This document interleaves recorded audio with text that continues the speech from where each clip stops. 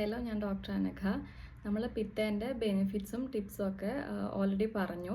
അപ്പോൾ നമ്മൾ ഇന്ന് പറയാൻ പോകുന്നത് പിത്തേൻ്റെ ഡയറ്റിനെ പറ്റിയിട്ടാണ്.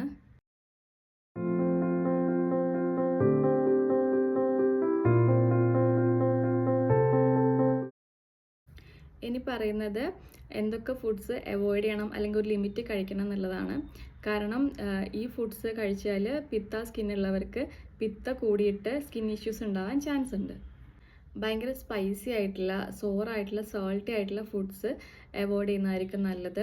അതായത് ചില്ലി, വിനെഗർ, പിക്കിൾസ് ഇങ്ങനത്തെ ഒക്കെ ഫുഡ്സ് അവോയ്ഡ് ചെയ്യുന്നത് നല്ലതായിരിക്കും. അതേപോലെ അധികമായിട്ട് ഉള്ളി, വെളുത്തുള്ളി, തക്കാളി, മസ്റ്റാർഡ് ഇതൊക്കെ ഒഴിവാക്കുന്നത് നല്ലതായിരിക്കും. അതേപോലെ ഫെർമെൻറ്റഡ് ആയിട്ടുള്ള ഫുഡ്സ്, തൈര് അത് രാത്രി കഴിക്കുന്നത് ഒഴിവാക്കുന്നത് നല്ലതായിരിക്കും. അതേപോലെ വിനെഗർ, ആൽക്കഹോൾ ഇതൊക്കെ ഒഴിവാക്കിയിട്ടില്ലെങ്കിലും ലിമിറ്റ് ചെയ്യുന്നത് നല്ലതായിരിക്കും. അതേപോലെ അധികമായിട്ട് ചായ, കാപ്പി, ആൽക്കഹോൾ ഇതൊക്കെ ഒരു പരിധിവരെ ഒഴിവാക്കുന്നത് നല്ലതായിരിക്കും. കാരണം ഇതൊക്കെ ബോഡിയിൽ ചൂടുണ്ടാക്കുന്നതാണ്. അതുകൊണ്ടാണ് പിത്ത ടൈപ്പ് ഓഫ് സ്കിൻ ഉള്ളവർ ഓൾറെഡി അവർക്ക് ഹീറ്റ് കൂടുതലായിരിക്കും ബോഡിയിൽ. അതുകൊണ്ടാണ് ഇതൊക്കെ ഒഴിവാക്കാൻ പറയുന്നത്. പിന്നെ റെഡ് മീറ്റ്, അതേപോലെ ഫ്രൈഡ് ആയിട്ടുള്ള ഫുഡ് ഇതൊക്കെ ഒഴിവാക്കുന്നത് നല്ലതായിരിക്കും.